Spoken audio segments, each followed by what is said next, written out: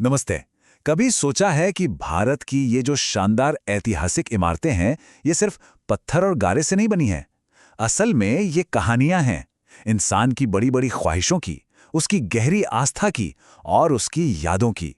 ऐसी कहानियां जो सदियों से हमें कुछ सुनाने की कोशिश कर रही हैं। तो चलिए, इसी सवाल के साथ आज की बात शुरू करते हैं। आखिर ये जो इमारतें हैं, ये हमें उन्हें बनाने वालों के बारे में क्या बताती हैं? क्योंकि देखिए, वास्तुकला या आर्किटेक्चर असल में एक खिड़की की तरह है, जिससे हम किसी भी समाज की सोच और उसके इरादों में झांक सकते हैं। तो शुरुआत करते हैं सबसे पहले बात उन इमारतों की जो इंसान की एक बहुत ही बुनियादी ज़रूरत को दिखाती हैं, और वो है सुरक्षा और ताकत पर अपना कंट्रोल। और इस जरूरत का सबसे बड़ा सिंबल क्या है? जाहिर है किला। मतलब एक ऐसी मजबूत बनावट जिसे राजाओं, सैनिकों और उनकी पूरी सेना को बाहरी हमलों से बचाने के लिए तैयार किया जाता था। अच्छा, यहाँ पर ना किला और महल के बीच का फर्क समझना बड़ा मजेदार है। देखिए, किला था सेफ्टी के लिए, एक तरह का मिलिट्री बेस, जबकि महल, जो अक्सर इन्हीं किलों के अंदर बना होता था, वो था शाही परिवार के रहने की आलीशान जगह। तो एक तरफ ताकत का सिंबल और दूसरी तरफ शान और शौकत का। और भारत तो ऐसे ताकतवर किलों से भरा पड़ा है। ग्वालियर का किला, सोचिए, इतना मजबूत था कि उसे भारत का जिब्राल्टर कहा जाने लगा। चित्तौड़गढ़ का किला, जो 2013 से यूनेस्को वर्ल्ड हेरिटेज साइट है। और हाँ, दिल्ली और आगरा के लाल किले को कैसे भूल सकते हैं? दोनों ही यूनेस्को साइट्स हैं और मुगल सल्तनत की शान और फौजी ताकत की कहानी आज भी सुनाते हैं। तो ये तो हुई सुरक्षा की बात, लेकिन इन मजबूत दीवारों के पीछे एक बिल्कुल अलग ही दुनिया बसती थी। तो चलिए अब किलों से बाहर निकलकर उस दुनिया में चलते हैं, शाही शान शौकत और राज परिवारों की जिंदगी दिखाने वाले महलों की दुनिया में। जी हाँ, अब बात होगी महल की। ये सिर्फ रहने की जगह नहीं थी, ये वो सेंटर था जहाँ राजा रानी उनका पूरा दरबार रहता था, और यहीं पर कला, कल्चर और सियासत सब एक साथ परवान चढ़ते थे। और भारत के महल अपनी वैरायटी के लिए मशहूर है। जैसे जयपुर का हवा महल 1799 में बना, अपनी जालीदार खिड़कियों के लिए जाना जाता है। फिर है शीश महल, जिसे हॉल ऑफ मिरर्स भी कहते हैं। जैसा नाम वैसा काम, शीशों से जगमगाता हुआ। और मांडू का जहाज महल तो सुल्तान गियासुद्दीन खिलजी की सोच की एक शानदार उड़ान है। और उदयपुर के द्वीप महल की तो बात ही क्या है।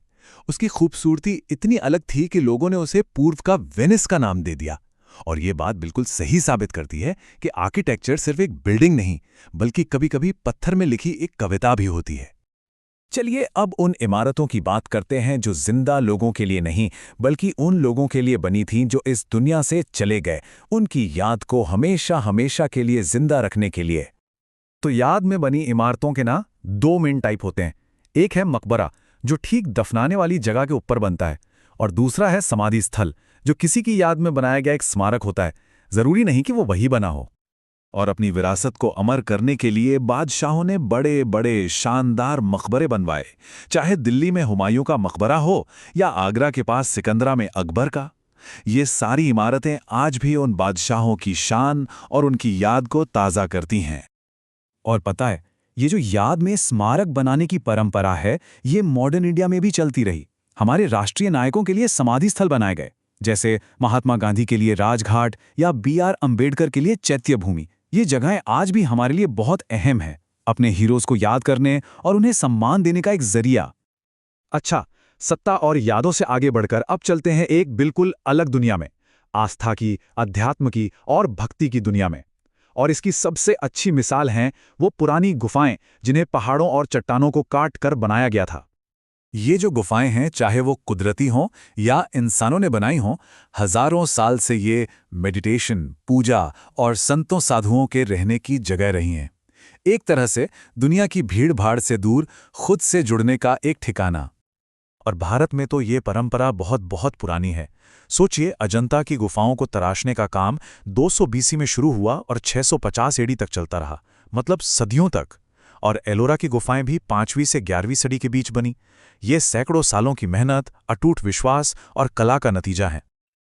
और ये गुफाएं वाकई चट्टानों को काटकर बनाए गए अजूबे हैं। अजंता और एलोरा दोनों ही 1983 से यूनेस्को वर्ल्ड हेरिटेज साइट हैं। भीमबेटका की गुफाएं तो हमें पाषाण युग में ले जाती हैं, और एलिफेंटा की गुफाओं की मूर्तियां तो बस देखते ही बनती हैं। तो सवाल उठता है कि क्या स्मारक बनाना सिर्फ पुराने जमाने की बात है?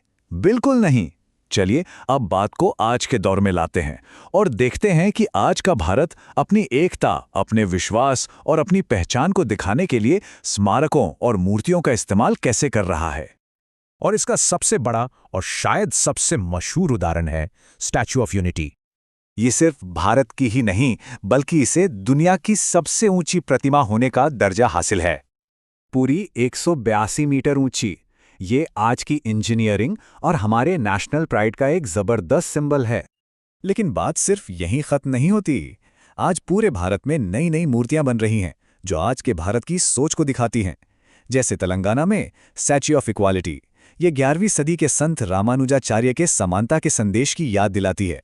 राजस्थान में भगवान शिव की विशाल स्टैच्यू ऑफ बिलीफ, जो आस्था की ताकत को दिखाती है।